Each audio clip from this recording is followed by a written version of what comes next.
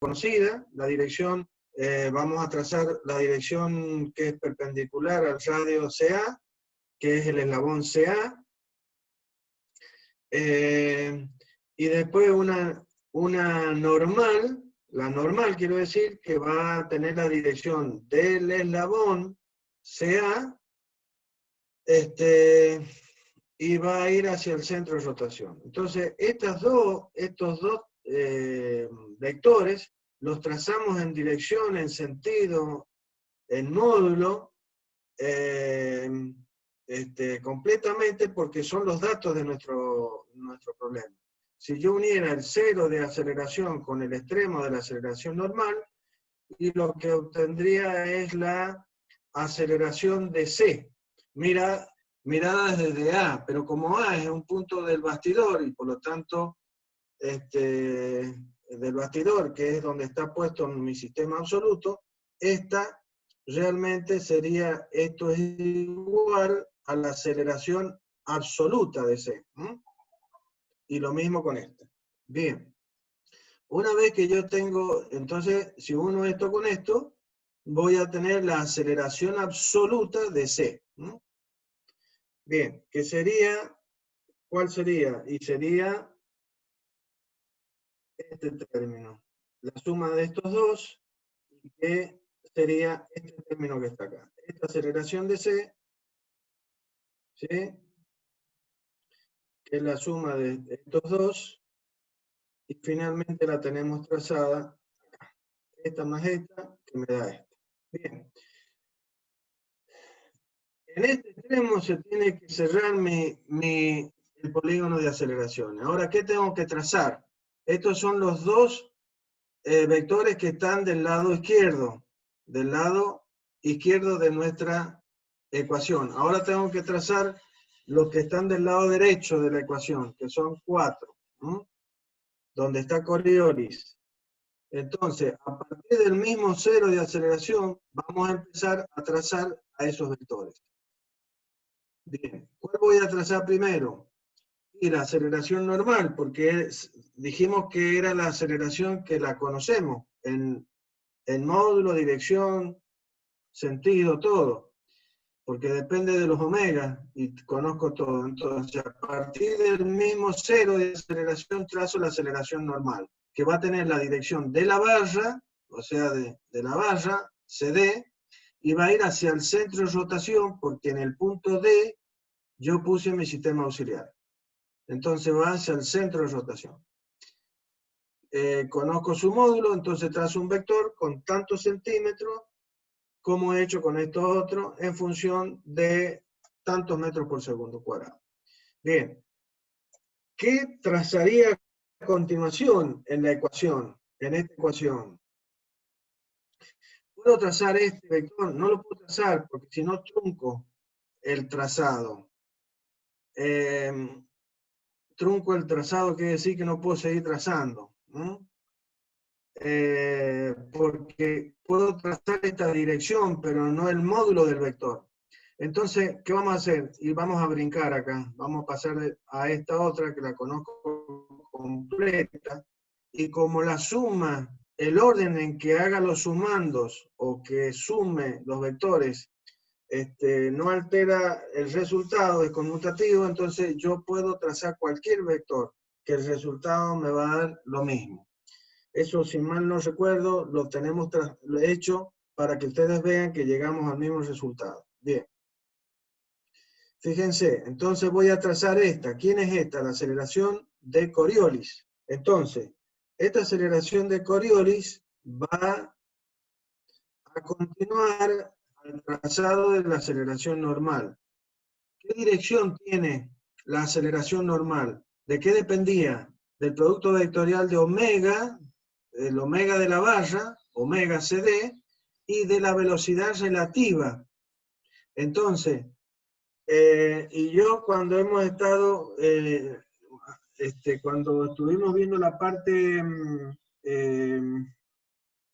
teórica, resolviendo las ecuaciones, les hice notar que la aceleración de Coriolis siempre es perpendicular ¿a quién? A la velocidad relativa. Entonces, si ustedes conocen la dirección de la velocidad relativa o de deslizamiento, que es lo mismo, y conocen la dirección de la velocidad de la aceleración de Coriolis. Porque, por otro lado, se maneja con los mismos conceptos que la ecuación de velocidad tangencial. Velocidad tangencial es el producto vectorial de omega por el radio. Por lo tanto, esos tres vectores son perpendiculares entre sí. Omega siempre va a ser perpendicular a la pantalla de la computadora, porque el eje era Z. Por lo tanto, en el plano de la pantalla, que estará el eje XY, estarán los otros dos vectores, que son la velocidad lineal o tangencial y el radio. ¿Y cómo son entre ellos? Perpendiculares. Lo mismo pasa con la aceleración de Coriolis. Es el producto vectorial de omega por la velocidad relativa. Por lo tanto, omega también va a estar siempre perpendicular a la pantalla, por lo tanto, la aceleración de Coriolis y la velocidad relativa siempre van a ser perpendiculares en el plano. Por lo tanto, si ustedes conocen la dirección de la velocidad de deslizamiento o relativa, conocen la dirección de la aceleración de Coriolis. Va a ser perpendicular a la misma. Entonces, ¿qué dirección tiene la velocidad relativa? Y la dirección del eslabón, CD. Por lo tanto, coincidiría con la dirección de la aceleración normal. Por lo tanto, la aceleración de Coriolis tendrá que ser perpendicular a esta dirección. Entonces, por el extremo de la aceleración normal vamos a trazar una dirección que va a ser perpendicular a esta, y que va a representar la dirección de Coriolis. Bien. Acá ya está representado y ya vimos el sentido, pero el sentido es otro tema que hay que ver. La dirección la tenemos de esa manera y el sentido va a depender del omega por el radio. Entonces, ustedes tendrán que ver, eso no lo tenemos hecho, pero bueno. Ustedes tendrán que ver el omega correspondiente de la aceleración de Coriolis. Vamos a un segundo a la ecuación. Me devuelvo la ecuación. Aceleración de Coriolis dijimos que era omega por la velocidad relativa. Omega, ¿qué sentido tiene? ¿Antihorario o horario? Velocidad relativa, ¿hacia la derecha o hacia la izquierda? Entonces, si vamos al trazado de velocidad, que tenemos acá, ¿cómo dio la velocidad angular? Y dio horaria. O sea, este vector yo ya les enseñé antes que este vector, este sería su punto de aplicación. Ese punto de aplicación, ¿a dónde va? En el problema estaría puesto acá. Entonces, la velocidad de C mirada desde D, la de rotación, sería un vector que estaría colocado así. Por lo tanto, el omega de esta barra es horario. Horario. Y la velocidad relativa indica que es un vector que va hacia la derecha. Por lo tanto, sería un vector que su punto de aplicación estaría puesto en C y sería un vector colocado así. Entonces, si nosotros hacemos ese dibujito en el plano, entonces esta es la velocidad transmisión, la aceleración, el omega correspondiente, que tendría este sentido. Esta es la velocidad tangencial, pero el omega sería así. Y esta es la velocidad relativa. Entonces, ustedes hacen un dibujito acá, ponen un punto. Si esto es horario, quiere decir que, según la convención de signo, es negativo, por lo tanto es una flecha que entra a la pantalla. Nosotros estaríamos viendo la parte de atrás de la flecha, entonces tendríamos una crucecita, ¿no? Porque es sentido horario, ¿sí? Y el vector velocidad está hacia la derecha. Entonces tenemos que hacer el producto vectorial de omega, que es un vector que está hacia adentro de la pantalla, que se mueve rotando respecto de la velocidad de deslizamiento. Entonces, cuando ese vector rota en el eje Z, cuando este vector rota, ¿qué va a pasar? Y que según la ley de la mano, la regla de la mano, los cuatro dedos indicarían esa circulación de omega sobre el vector velocidad. Y el dedo gordo, le digo yo, el pulgar, indicaría el sentido de la aceleración de Coriolis, que va a ser hacia abajo, ¿no?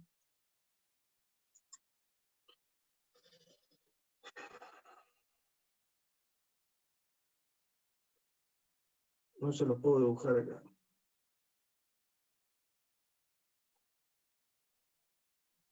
Entonces, por eso, la aceleración de Coriolis tiene la dirección perpendicular a la velocidad, que tenía la dirección del eslabón, CD, perpendicular a ese eslabón, y el sentido hacia abajo, ¿no?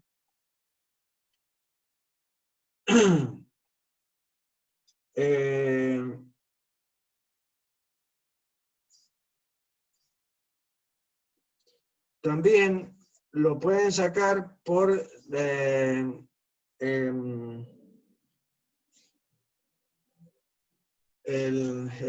interpretando, y no me salió la palabra, interpretando el producto vectorial. La interpretación del producto vectorial es que esos tres ejes, esos tres vectores, aceleración de Coriolis, velocidad relativa y la velocidad angular, son tres vectores perpendiculares entre sí. Como hemos dicho, la aceleración de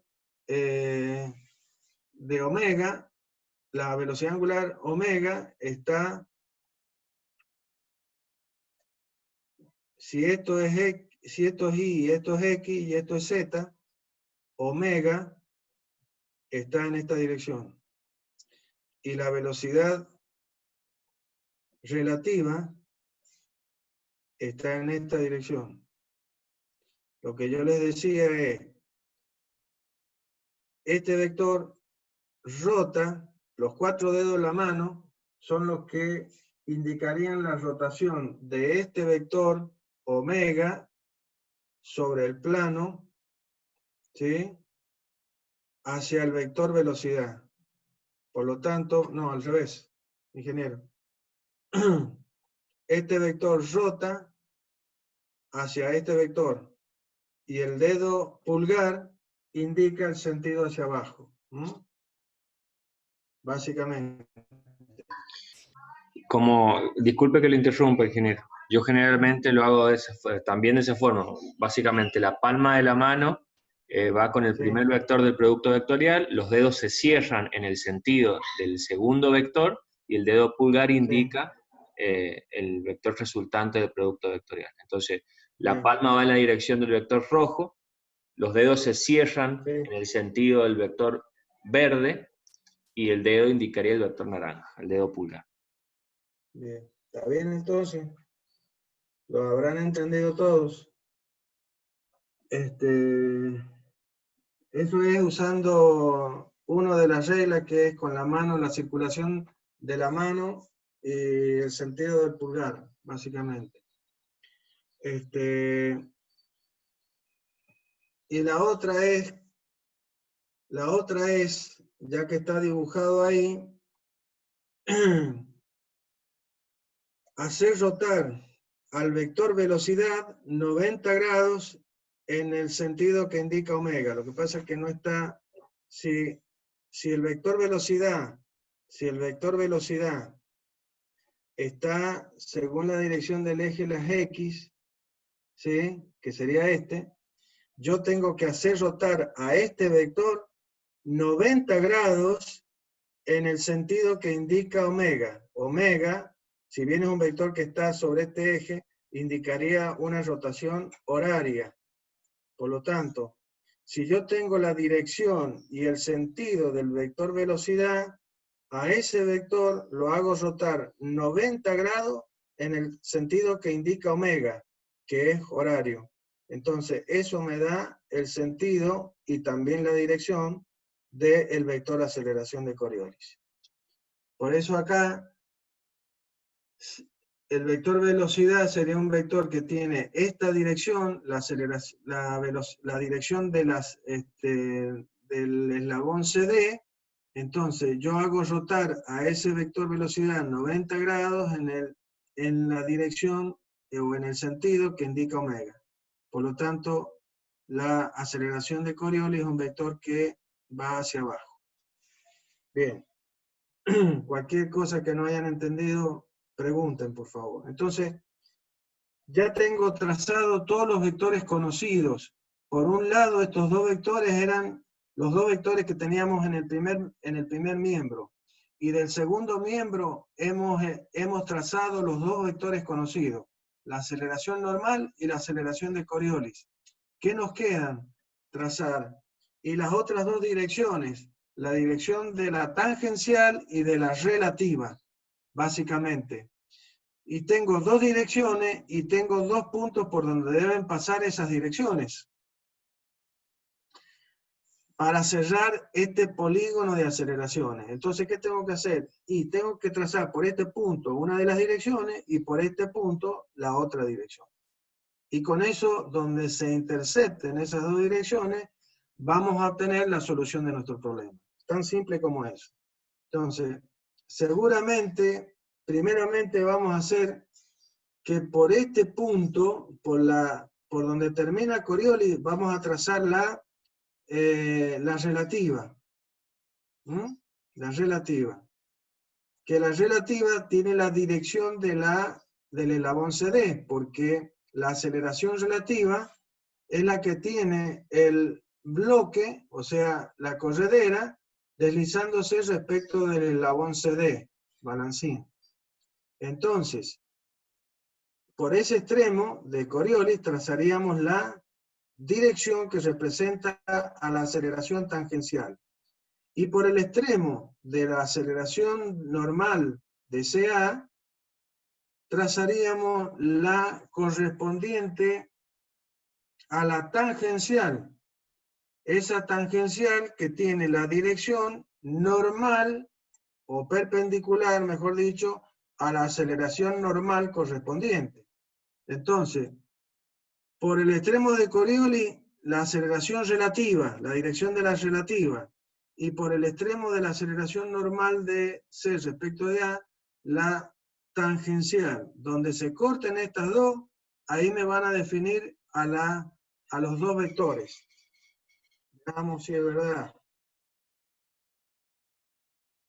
Bueno, exactamente. Hemos trazado primero la dirección de la relativa, de la aceleración relativa, que tendría la dirección de la corredera. ¿Ah? Y finalmente, por el extremo de la aceleración de C, la tangencial, que sería perpendicular al eslabón CD. Donde se cortaron estos dos, ahí tenemos la solución. ¿Qué sentido tienen estos vectores? ¿Qué sentidos tienen los vectores aceleración relativa y aceleración tangencial? Y de vuelta, no pueden ser otros que los que manda la ecuación que hemos escrito anteriormente. Entonces, ¿qué dice la ecuación? Que este vector, aceleración tangencial de C respecto de A, más aceleración normal de C respecto de A, tiene que ser igual a la suma de la parte derecha, que era la aceleración normal, más la aceleración de Coriolis, más la aceleración relativa, más la aceleración tangencial. Entonces, no le queda otro que estos vectores tener este sentido y este sentido. ¿ah? Hasta llegar a este extremo. Y la aceleración de C, ¿desde dónde va? Y desde el cero de aceleración a donde termina, como les dije antes, el punto de corte que estaría acá. Bien. Esto es el trazado que normalmente yo le llamo abierto, porque deja visto, bien visto, a los últimos dos vectores que eran los que no conocíamos sus módulos. Aquí hemos obtenido el módulo de la aceleración relativa y el módulo de la aceleración tangencial. ¿Ah?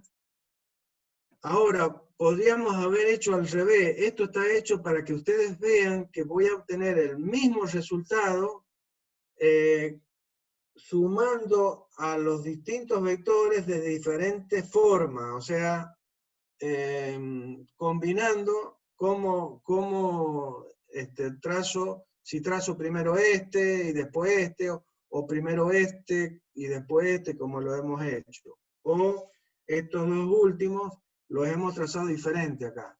En vez de trazar la aceleración tangencial de C respecto de D por el extremo de esta aceleración, la hemos trazado por el extremo de Coriolis, por este punto. Hemos invertido. Entonces, ¿qué pasó? Y como la aceleración de tangencial es perpendicular a la normal, ¿sí? Y la de Coriolis es perpendicular a la normal, la aceleración tangencial coincide, es colineal con la aceleración de Coriolis, ¿sí? Por eso está trazada así. Y finalmente, por el extremo de la aceleración relativa, en vez de trazar la tangencial, hemos trazado a la relativa. Entonces, por este extremo, hemos trazado la dirección de la de deslizamiento de la corredera o relativa.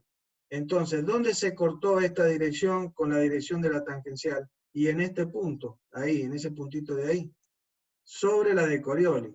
Entonces, ¿qué tenemos? Sabemos que tenemos que llegar a este punto. Por lo tanto, la aceleración de tangencial, ¿de dónde va a partir? Y de dónde termina Coriolis. ¿Hasta dónde? Hasta el punto de corte. Y de ahí terminará la tangencial. Y a partir de ahí nacerá la aceleración relativa. ¿Hasta dónde? Hasta el punto correspondiente donde tenemos la aceleración normal deseada. ¿Está bien? Entonces, si ustedes miran y comparan, el módulo de esta aceleración es igual a este vector y el módulo de este vector es igual a este vector. O sea, aquí tendríamos un cuadrado, un rectángulo perfecto. Con esto vuelvo a repetir, no solamente lo que queremos mostrar es que la forma en que sumo los vectores me tiene que dar el mismo resultado, básicamente. Bien. ¿Qué nos queda? ¿Qué nos queda en este trazado? Y a tomar este vector, que está en centímetros, multiplicarlo por la escala, y obtener el valor de la aceleración relativa, o de deslizamiento, en metros por segundo al cuadrado. ¿Por qué? Porque es una velocidad lineal, una aceleración lineal, perdón. Y lo mismo con este vector, que representa la tangencial, pero que esta es parte de una rotación, por lo tanto depende del alfa, que es lo que quiero calcular. Entonces, mido este vectorcito, lo multiplico por la escala, ¿sí? Y obtengo en tantos metros por segundo. Acá lo he hecho para la relativa, lo que les dije. ¿Ah? Y finalmente, para la tangencial. ¿Cuánto es ese valor? Y 0,4 metros por segundo es el vectorcito que yo he obtenido en el trazado. Y eso es igual a alfa por el radio. Por lo tanto, de esta ecuación despejo al alfa como 0,4, que es lo que he obtenido en el trazado, dividido en el radio, y eso me da el valor de la aceleración angular, que es 1 radian por segundo cuadrado. Entonces, y ahí hemos terminado el problema correspondiente al mecanismo. Esto, vuelvo a repetir, no son más que aplicar reglas de tres simples en función de el trazado inicial que nosotros hemos hecho en cuanto a la elección de la escala. Tantos centímetros, representamos un vector por tantos centímetros, y eso es lo que tenemos que respetar. Si no entienden, si no comprenden, esto por eso tienen que hacer, si es que no lo han hecho ya, un trazadito, hacer esto mismo y trazarlos ustedes, y tomar la suficiente gimnasia de lo que es trazar, de lo que es elegir la escala y hacer el trazado correspondiente, para todos los casos. Ahí están todos los casos del mecanismo de manivela corredera, que es lo que hemos explicado ahora, y que es ese es el manivela corredera, y el manivela biela corredera, que es este otro, que ya lo explicamos la semana pasada. Ya el ingeniero Manuel Galdeano creo que elevó todos estos temas al Classroom. Ahí tenemos el manivela biela corredera. Sí, ingeniero, ya les pasé el archivo. El archivo en realidad que tiene solamente la parte gráfica, la resolución analítica no la tiene. Ya después subimos el de la parte analítica. Bueno, pero está todo para que ellos puedan hacer práctica. de cualquier manera vamos a hacerlo en forma de trazado gráfico, así que por favor hagan todo lo necesario para que no tengan problemas en el trazado. El trazado es muy simple, solamente hay que tratar de manejar lo que son las escalas y tener claro que la velocidad es perpendicular al radio, que la aceleración es perpendicular a la aceleración normal, tiene la dirección del radio, que la tangencial es perpendicular al radio, o sea, al eslabón correspondiente, que la aceleración de Coriolis, lo que acabamos de decir, siempre es perpendicular a la velocidad relativa, la dirección, estoy hablando, el sentido lo tengo que sacar del producto vectorial, como lo hemos dicho recién. Si tienen alguna duda, pregunten, por favor. Y nada más, es todo lo que tienen que saber. Que lo absoluto pasa por el cero de aceleración. Siempre, ninguna velocidad o aceleración relativa pueden pasar por el cero de aceleración en el trazado. Esas son las cosas que deben saber. Bien, esto mismo ya lo va a subir el ingeniero Manuel Galdeano. Estos mismos ejemplos están resueltos en forma analítica, fíjense, los mismos problemas. Están resueltos en forma analítica. El mismo problema, ¿sí? Nada más que en vez, fíjense que son las mismas ecuaciones, son exactamente la misma ecuación. La misma ecuación para todo, exactamente igual el planteo de las ecuaciones. Solamente que ahora, en vez de hacer un trazado gráfico, tenemos que expresar a cada vector en función de sus componentes. Esa es la diferencia. Y que aquí lo hemos hecho en forma, la resolución de estos problemas, en vez de haber usado el sistema polar complejo, hemos usado la forma cartesiana. ¿Sí? El sistema polar complejo es más sencillo para aplicarlo para obtener las ecuaciones, que después las colocamos dentro de un programa, y ese programa es el que se encarga de la resolución de las ecuaciones, y después directamente nos muestra todos los cálculos de velocidades, de aceleraciones, y si tiene una faz de dibujo, nos va a mostrar inclusive el mecanismo en distintas posiciones. Ya se lo va a mostrar el ingeniero Manuel Galdeano a eso en una clase, básicamente. Una cosita, ingeniero. Sí, Uno de los alumnos, no me acuerdo quién, había consultado a ver si se podían hacer unas consultas al finalizar la clase para respecto a lo que va al parcial. sí, Así yo que ya se lo digo, si alguno viene ya se lo teniendo digo. consulta, si quieren pueden ir Sí, comentándolas acá en el chat de la clase y yo se las voy pasando al profe. bueno. Pero de cualquier manera, acuérdense, eso lo dije al principio del cursado, vamos a tener parciales que normalmente, y el otro día creo que lo he dicho otra vez, bueno, eh, básicamente es una parte teórica y una parte práctica.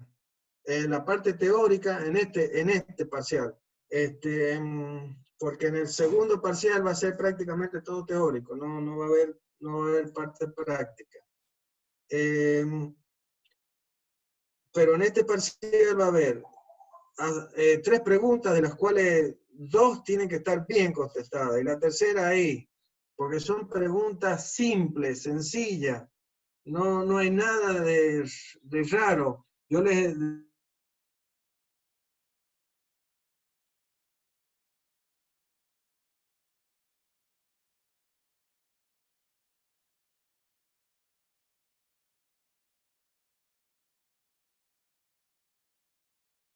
¿qué es un mecanismo? ¿Qué es un mecanismo? Y a veces no lo saben contestar. Y eso que se los digo, que lo voy a tomar. Entonces, fíjense todas las preguntas que yo he ido, a medida que he estado dando las clases, le he ido tirando posibles preguntas que iba a tomar en el parcial. Entonces, algunas son definiciones prácticamente, otras pueden ser alguna pregunta que tengan que pensar un poquito, pero no mucho. Y el problema va a ser simple, va a ser un problema como este, básicamente. Yo lo que iba a mostrarles ahora es uno que no pudimos terminar de pasar en limpio, pero que yo lo tengo hecho a mano y que lo mismo lo vamos a subir para que ustedes vean y lo analicen, que es prácticamente el mecanismo es exactamente lo mismo para todos los problemas. ¿No? Disculpe, Sí, la parte práctica consulta a Patricia si va a ser analítica o gráfica. No, va a ser gráfica, ¿no es cierto? sí, más bien gráfica. No sé si tengo tiempo para explicar, aunque sea uno analítico. Puedo explicar uno analítico para que vean, pero para que yo me quede tranquilo. Pero se los puedo explicar rápido. A ver, vamos a explicar uno analítico. Restan de cualquier manera Eh, 5 minutos de este módulo. Si quieren, hacemos uno ah, más. bueno, sí, hacemos uno más, por lo menos uno más, aunque ya, y terminamos con esto. Pero vamos, por ejemplo, vamos a hacer el caso del cuadrilátero articulado, que es el más complicado digamos que es el más complicado por el tema de que tenemos que plantear 2 ecuaciones, mirar a C desde B y mirar a C desde D. Eso no pasa en el manivela vía corredera, que ya la velocidad de C es conocida porque sabemos que la corredera se mueve sobre el bastidor. Entonces, directamente con plantear cómo se mueve C de mirada de B, ya tenemos solucionado nuestro problema. El que más trabajo da, básicamente, es el cuadrilátero articulado siempre, de alguna manera. Bien. Lo mismo, son los mismos datos, es el mismo problema, solamente lo vamos a plantear desde el punto de vista analítico. Es la misma ecuación planteada, velocidad de B, mirada desde A, que es la velocidad de A más la velocidad relativa de B, que esto representa la rotación, y esto la traslación. Como el punto pertenece al bastidor, no tengo traslación, pero sí tengo rotación. Ahora, el tema acá es expresar cada uno de estos vectores por sus componentes. Entonces, ¿qué conozco yo en esta ecuación? Y conozco este vector todo porque es dato. Conozco este vector porque es dato. Y lo que no conozco es este vector. Ahora, este vector, el vector B sería un vector que va a ser perpendicular a la barra BA, ¿sí? O sea, perpendicular al radio BA. O sea que va a tener una dirección hacia arriba, así, perpendicular a esta barra. Por lo tanto, va a tener componentes en X, perdón, y en Y. Por eso es que cuando yo expreso al vector velocidad de B, lo pongo en función de sus componentes. Y esto qué es lo que es el módulo, y esto qué es lo que son los versores correspondientes que le dan en el carácter vectorial a esta componente, porque esto es vectorial, todo completo. Entonces, la velocidad de B, que no conozco sus componentes, va a tener una componente en la dirección del eje de las X, o sea, con el versor Y, y una componente en la dirección del eje de las Y, que va a estar expresada por el versor J. El omega del omega, sí lo conozco, porque me lo han dado como dato, vale 0,5 radianes por segundo, y sé que está en la dirección del eje de la Z, por lo tanto, según el versor K, que es un versor que está puesto ahí perpendicular a la pantalla. Y este vector RBA es un vector que es el mismo eslabón, ¿no es cierto? El eslabón BA, y que es un vector que nace en A y termina en B. Entonces va a tener una componente sobre la dirección del eje de las X y una componente en la dirección del eje de la Y. Y aquí tengo el ángulo correspondiente. Entonces tengo todo para empezar ese vector. ¿Cuánto vale RBA? Vale, el módulo de ese vector 0,9, ahí lo tienen ustedes, ahí lo tenemos, la longitud del vector AB es 0,9. Entonces va a ser 0,9 por el coseno de 60 según Y, y 0,9 por el seno de 60 según J. Esto es lo mismo que 0,45 según Y más 0,79 según J. Entonces, ¿qué hacemos? Y reemplazamos todos estos valores en esta ecuación. ¿Qué me va a dar esto que está acá? Entonces, vamos a tener velocidad de B igual a estas dos componentes, que no las conozco, igual a ¿quién? Al producto vectorial de este omega por este radio. Entonces lo escribo como tiene que ser, como producto vectorial. Y resuelvo este producto vectorial conmutativo. Entonces va a ser 0,5 por 0,45 para que me dé, ¿qué cosa? La componente